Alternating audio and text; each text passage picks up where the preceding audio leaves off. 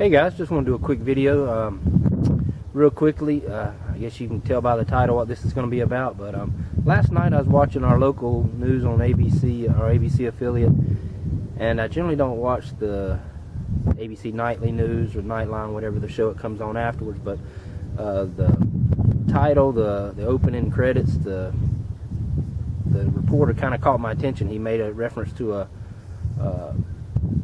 about a woman defending her child, shoots an intruder, this, that, and other. Well, that caught my attention. I was like, well, given the track record of our liberal media in this country, I said, I'm going to watch this one, just see what kind of spin they put on it. I was convinced they were going to make her out to be the bad guy, that she killed this guy and yada yada whatever, and now she's in hot water. But pleasantly, I was surprised when I got to watching when the article finally came on.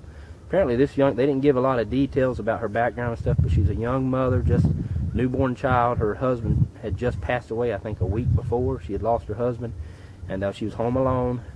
One night she heard some noise outside and bumping around, and she looked out the window and she saw two men, one that she recognized as someone that had been stalking her. They didn't really give any reference to why he had been stalking her, if there was what their background was, any type of relationship or whatever. But anyways, she recognized him as a guy that had been stalking her, and the two men proceeded to try to break into her home. They were trying to force open the front door, and she called 911, and they played some of the 911 calls. She was on the line with the operator, but she told the operator that she was armed. She had two weapons. I think she had a double-barrel shotgun and a handgun.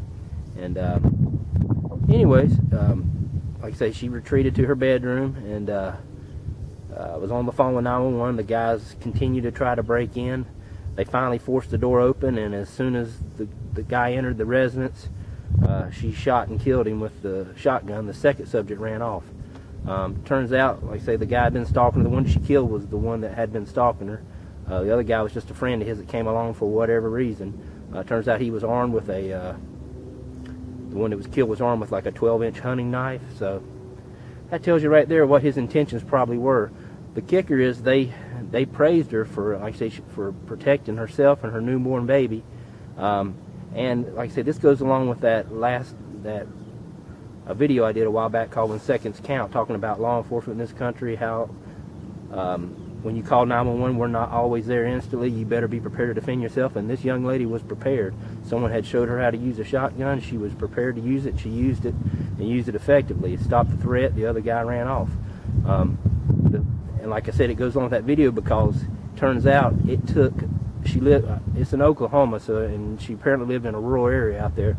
The first law enforcement officer took him 20 minutes to get on the scene from the time she called 911. So think about it. If she hadn't had that weapon, hadn't had that shotgun, there's no telling what those two men with that 12-inch hunting knife would have done to her in the 20 minutes it took for the law enforcement to get there. So that right there, that proves my point right there, guys. You better be prepared. And they went on to talk about castle doctrine, castle laws in this country, and Oklahoma does have a castle law.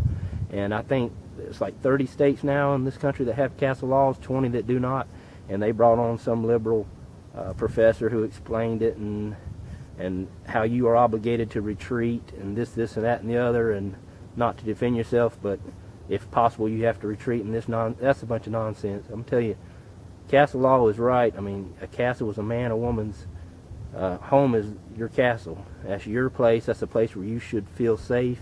You and your family should be safe. You shouldn't feel violated. That's your sanctuary. And if someone chooses to violate your sanctuary, then by all means you do what you have to do. And it should be like that all 50 states.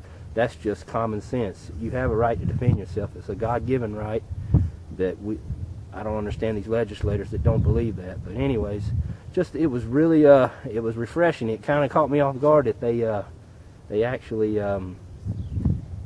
used a lady protecting herself and her child with a gun in a positive light, and very, very unusual for our media in this country for a story like that. So I just wish they had expounded on it a bit to go on to say this is a good reason why you need a firearm, or you know, people do use firearms to protect themselves, and why you should be trained, and don't count on the police or whoever to get there quickly. You better be prepared to defend yourself. But anyways, just thought I'd do a quick video. I got a PM from a guy this morning asking me if I'd saw it, and I did, and I told him I was planning on doing a video. Like I said, it just knocked my socks off to see something like that on ABC News. But anyways, guys, maybe there's hope after all. Hopefully these other 20 states will get in line and allow good people out there to defend themselves. And anyways, guys, I appreciate you watching. Y'all have a good one.